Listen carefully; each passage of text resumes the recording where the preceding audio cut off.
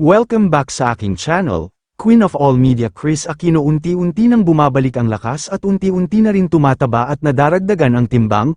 Panuurin at pakinggan ang buong detalye.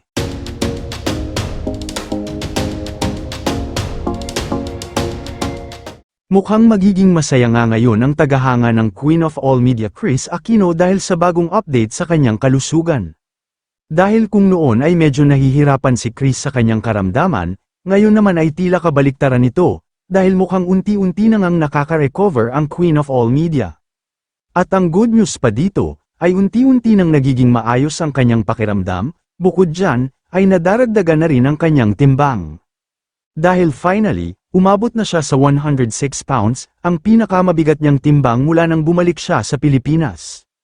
At sa pamamagitan ng Instagram, ipinakita ng online host na si Loy Villarama o mas kilalang Mama Loy ang isang video na makikitang inaalalayan at binubuhat ni Bimbi ang kanyang ina mula sa pagbangon sa kama. Bukod sa medyo nagkalaman si Kris, mapapansin din na nakakayanan na niyang iikot ang katawan ng unti-unti sa pamamagitan ng sarili niyang sikap, na kung dati ay hindi. Nakatulong din daw ang paglipat ni Kris sa bago niyang tinutuluyan na mas nakagaan ang kanyang pakiramdam. Maraming fans niya naman ang natutuwa ngayon, dahil kahit papaano ay nakaka-recover na si Kris, at naigagalaw niya na paunti-unti ang kanyang katawan nang hindi na siya inaalalayan.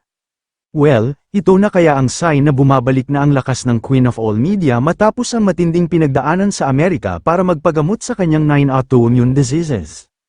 Ayon naman kay Loy Villarama, malaking tulong ng mga pagkaing kinahihiligan ngayon ni Kris para madagdagan ang kanyang timbang. Ang tanong na lang dito, kailan kaya ulit makikita si Kris ng kanyang fans sa television na muling mag-host? Namimiss na kasi nila ang pag-host ni Kris, na isa sa pinaka-inaabangan noon noong aktibo pa siya sa showbiz.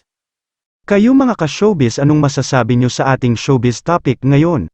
Kung may opinion kayo ay magkomento lang kayo sa aking comment section.